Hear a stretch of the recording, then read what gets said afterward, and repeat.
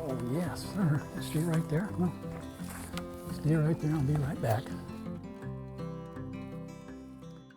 Hey, welcome everybody to Talking Donkey International and our new television series, Country Wisdom. Let's set the tone for this new series of ours. It's found in Proverbs 4. Let your eyes look directly forward and your gaze be straight before you. Ponder the path of your feet, and then all your ways will be sure. Join us now for Country Wisdom.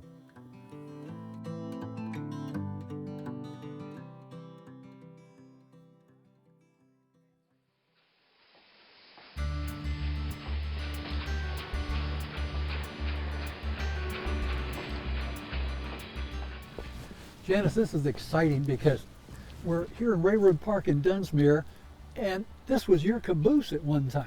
Yes, it was, number 777. There's a long story here. I'll try to cut it down for you, but my father loved trains. He worked for the railroad, for Southern Pacific, right here in Dunsmuir when he and my mother were first married. And in fact, he was a fireman on the Southern Pacific Division, running the Shasta line. Now, only a little after a year, I think, the war hit. Pearl Harbor was attacked. My dad was gone for the next 3 years, but he never lost his love of trains. Every year when I was a kid, we would vacation up here in Dunsmuir, and we would walk the railroad tracks and search for trains, and I just loved this area. Now, he died when I was only in high school, but he would get such a kick out of the fact that I live nearby now, that I'm up in this area. And a little while ago, my brother called me. Now, my brother doesn't call very often, but he had a reason, and it had to do with this caboose. You see, when I was about 3 or 4 years old, I got probably the best playhouse in the history of little girls and playhouses, because my dad bought that caboose. That was your caboose? That was my playhouse. Wow. Hey, can we go inside and check it out? We can. Let's do it.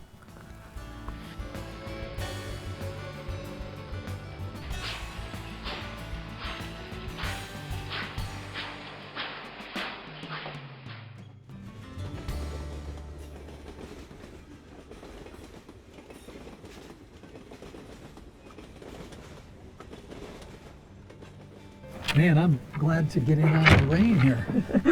Wow. So this was your playhouse. This brings back memories. Good memories. You have no idea how many hours I spent in this caboose as a child. It looked a little bit I different. assume there wasn't a big There queen was not a bed. queen bed in the middle. In Because fact, Railroad Park uses this as a rental now. yes it does. People can come and spend the night in a genuine caboose. Tell me what it was when There you were a used to kid. be a couple of bunks that folded up against the wall right there that would come down. And back in the days when this really ran on the Shasta Division, crew members would take their breaks. They could sleep during when they weren't on shift.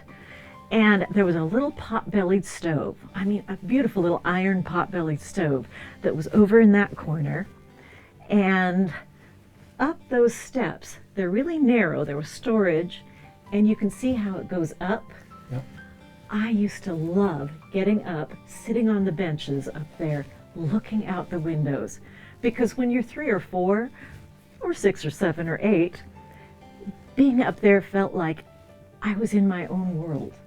Well, you were. I could read, I could look out the window and just daydream. It was a wonderful spot to just look out at life. This thing is as big as somebody's apartments today. You know, so you're a 3-year-old girl, you had it all to yourself.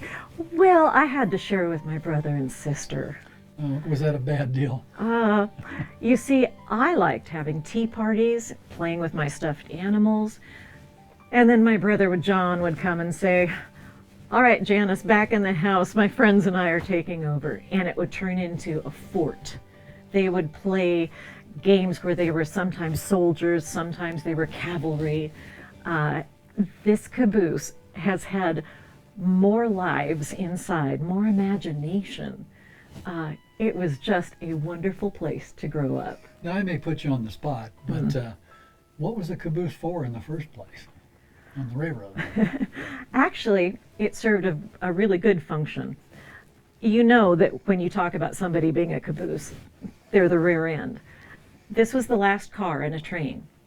And that cupola, that area up above, Yep. crewmen would sit up there because from that vantage point, they could look down either side of the train. They were watching for things like sparks from the wheels, any issues going on. They could keep watch from there. A lot of trains used to start fires on the tracks. They did indeed. In fact, I told you my dad was a fireman. I honestly don't know if they still have that position on a train. Probably not. But that was his job, and he spent a lot of time in this caboose because this caboose ran on the Shasta Division the same years that my dad worked there. So he knows he had to have been in this. And number 777. Yes, That's pretty yes. interesting, too. Now, you might have noticed when we go back outside, I'll refresh your memory. Right now it's bright yellow and it says Erie Lackawanna, but in her heart she is still Southern Pacific. So they changed the label.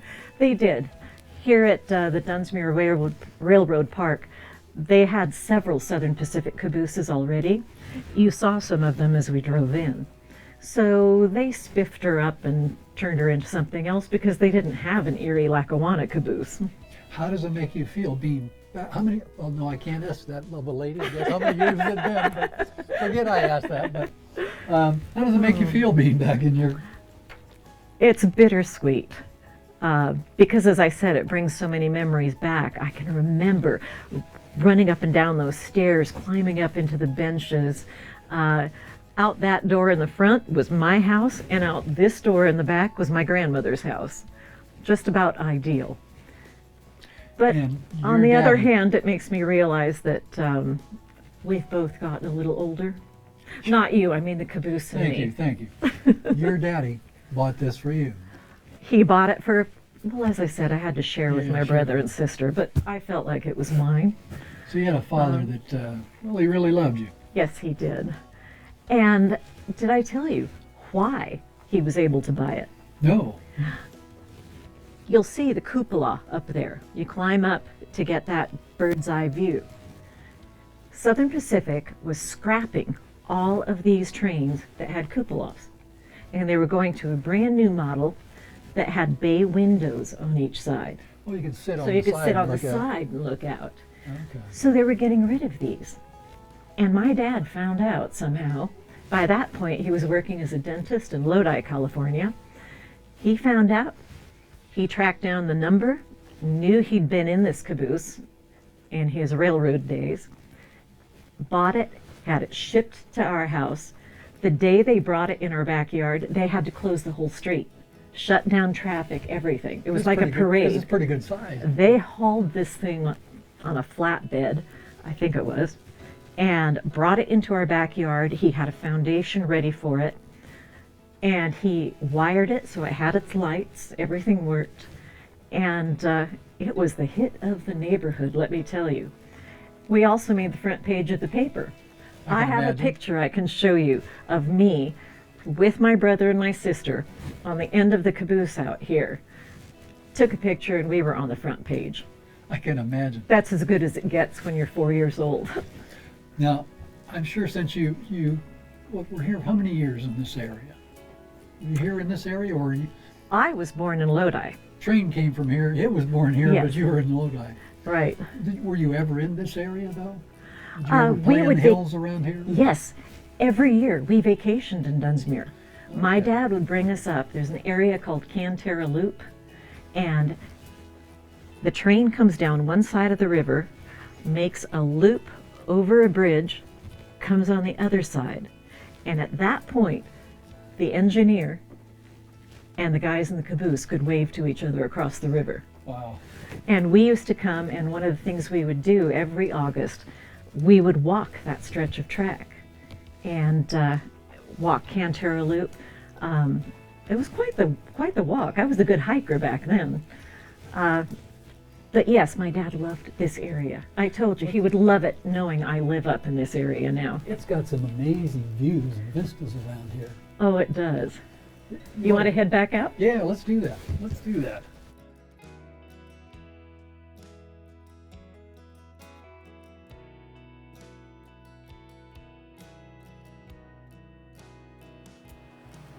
Need the fly fish out there. Well, Steve does. You know, he'll be out here just right there. He knows every hole. Man, I love the sound of that river, don't you? Oh yeah. I think that's half the fun of camping, is being next to a river or a stream and just having that sound. And I'm so happy. The sun is shining, the rain quit. Oh, yes. Well, you know, that's what they say about this area. If you don't like the weather, just wait 10 minutes. That's maybe true. 15. So you used to play in Oh, all yeah. these areas. I've walked on trails all over here, all in this area. My dad loved this area. I told you that. In fact, when he and Mom first got married and they moved here so he could work for the railroad, I think he would have stayed and I would have grown up here. But the war had other plans. So he went into the military? Yes, he did. And he was gone. He and Mom had been married maybe a year. And then he was off to India, of all places. That's where he spent the war years. Did you say India? India, yes. India. When I was growing up, and in the summer when it would be hot, like pavement melting under your feet, I can remember running from my house across the street to my friend's house, barefoot, and you were actually leaving little prints in the pavement because it was that hot. But my dad, you could not ever say that it was hot because he would tell you you didn't know what heat was. But I think one of the reasons that I love it up here too, one of the reasons that he vacationed up here every year, part of his heart was here because I think it had been peaceful here. And certainly when we came up on vacation, you just feel like when you're out next to the river, when you're walking through these mountains, it just kind of, the weight rolls off. And I don't know what your childhood was like. Well, actually I do, so you can relate. But there was an awful lot of tension in the house I grew up in. But when we would come up here to the mountains for every year, every August, we left that behind. Coming up here was truly a mental vacation. And I think that's why I still love it, why we get out of the car at a trailhead and I hear the river and I just smile. Just the tension melts Yes, away. Yeah. because those were happy memories, consistently happy memories. Well, let me, so you had a, can I say a terrible childhood? Is that, I know you may hate to say I know that, a lot but of people might say terrible. For me, it was normal. It wasn't until you begin to compare other families. You know, you get older, you start spending time in other people's houses and realize, okay, in other families, they're not always angry. My friends' mothers didn't disappear into their bedrooms for days at a time and not come out. Really, that's what happened in your house? Yes, we had nannies before it was fashionable to have nannies. Because there were just long periods where my mother simply didn't cope. She relied on prescription drugs to get her through life, and they didn't always work. And there were times it was like a Jekyll and Hyde. I can remember walking home from school, and as I would round a corner where I could see my house, my stomach would tighten up because I didn't know which mother was going to say hello. Wow. But up here, it was completely different. Everybody was happy. The whole family was happy when we would come and camp up here. Now, you also have to remember that my dad's idea of camping was a little bit different. You might think, oh, we put up tents right next to the stream.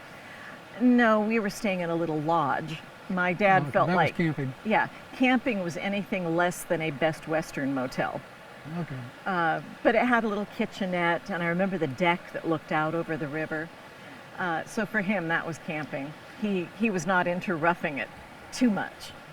Can I ask you, and this is, kind of the mindset of you've got this little girl with her great playhouse that Daddy bought her, and so she's got some really fond memories there, but you've also got this other side of life that wasn't good.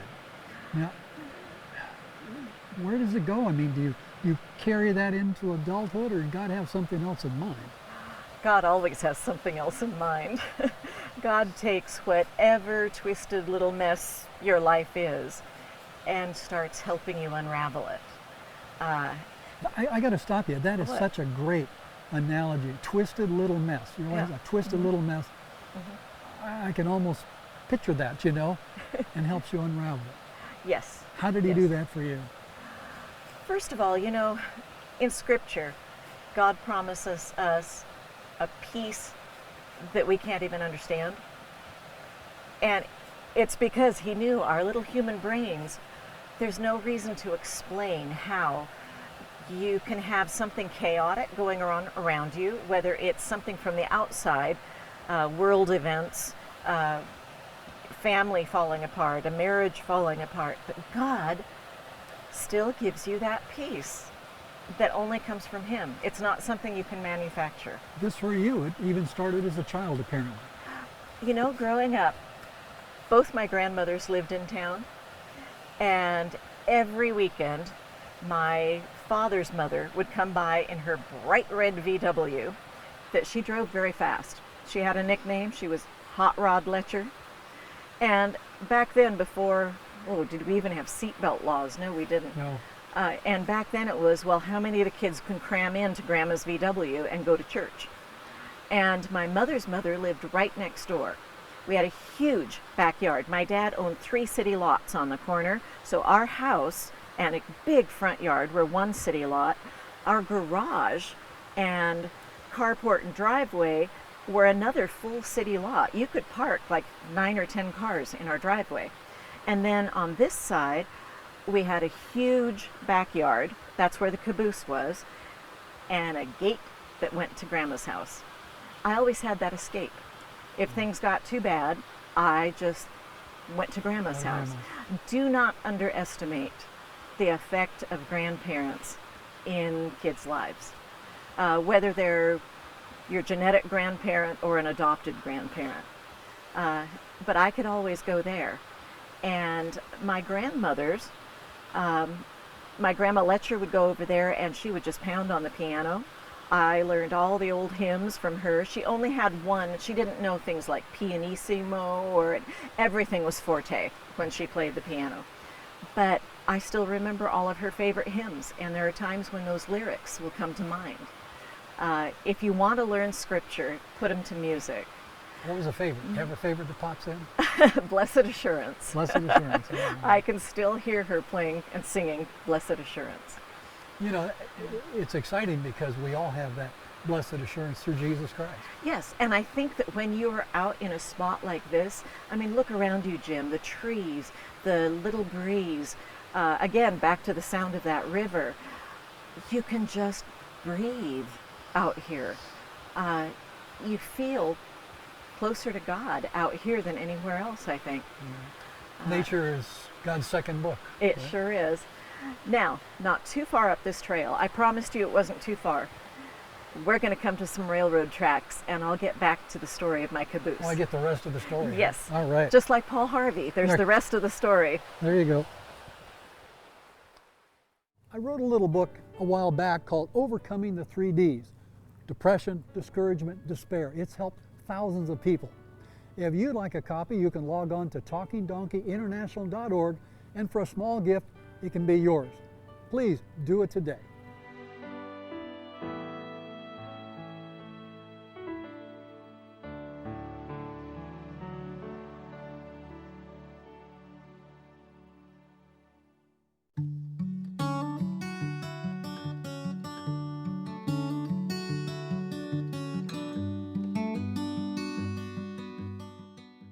So these tracks are where that caboose I showed you started out its life.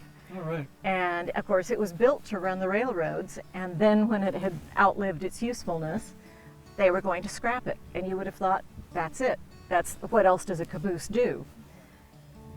Then my dad bought it, and it became our playhouse. So it had this second life, but it wasn't done yet. However, I think I'm hearing a train. I think I'll step at least outside the track. Maybe we should. I love that sound, almost as much as the sound of the river that we heard coming up here, because it reminds me of those days. I used to walk these tracks for miles, trying not to fall off. Do not ask me to attempt it now. Well, I know you're going to try. But that caboose had this second life as my playhouse. Then after I grew up and left home, again, you would think, well, that was it. It was lucky enough to have that second life that nobody could have pictured. But it wasn't done. My mother sold it to a woman who ran a freight barge up and down the Delta. She put it on her barge, and it became her office and a spot for the guys who worked for her to take naps, to sleep when they were, not on their shift. And so it went up and down the Delta River for years.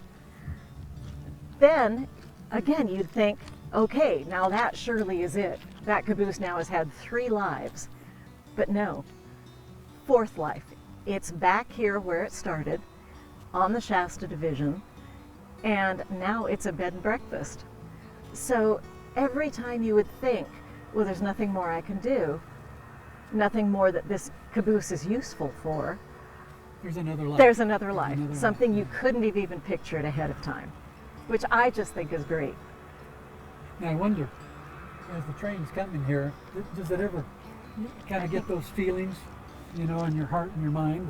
I do, because there have been periods where I've kind of thought, like, that's it. When my kids grew up and left home, briefly, 2 of them came back, but you think, that's it. Let's head up here so we can watch the train. Let's do that. Yeah.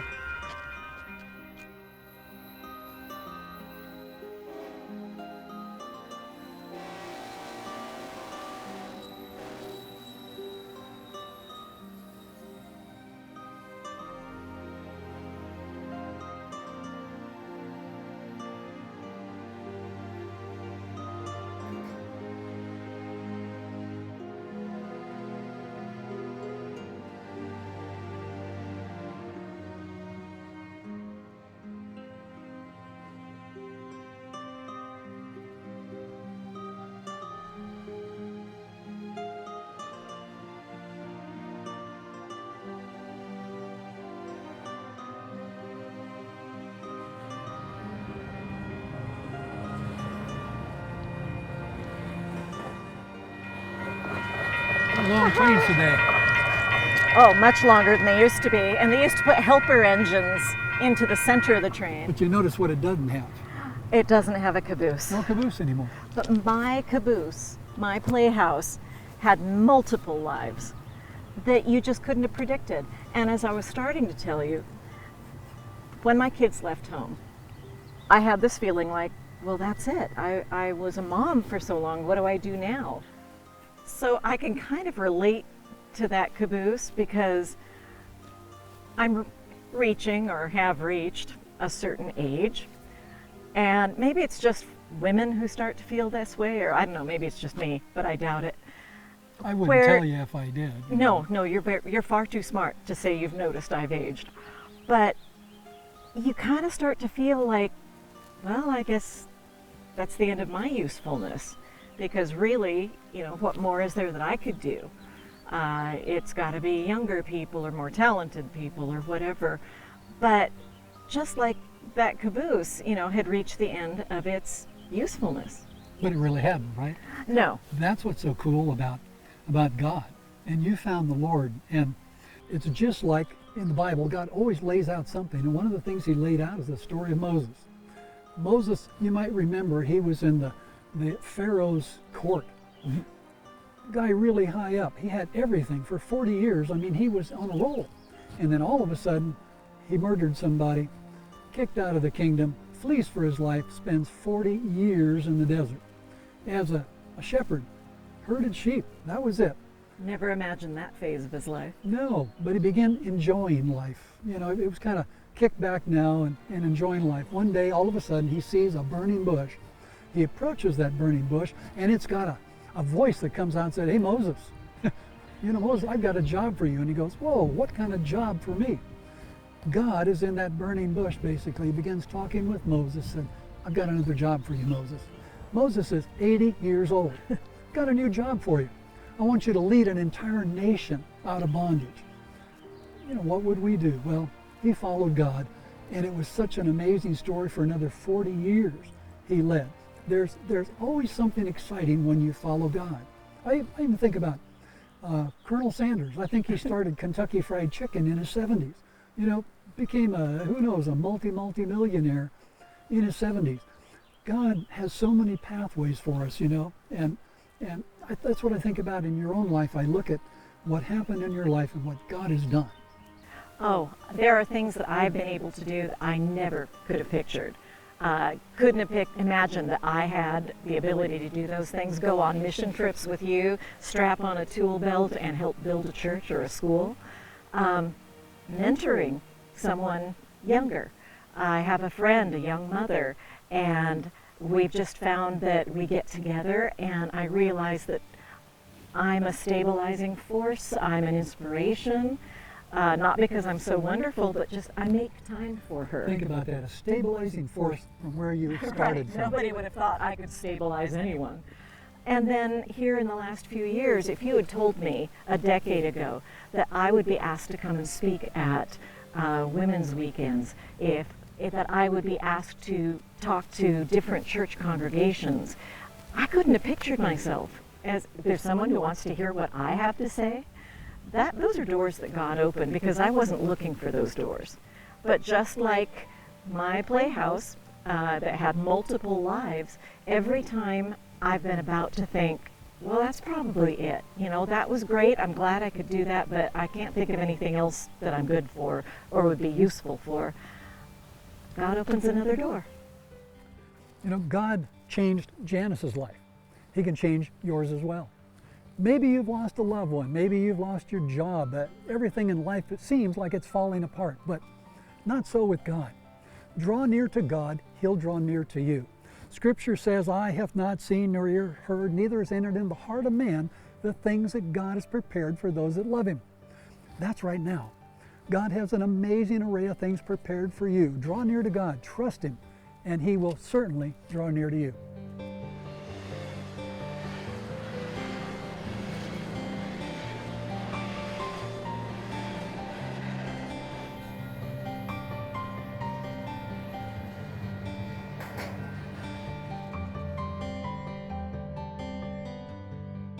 Hey, thanks for joining us for Country Wisdom. See you next time.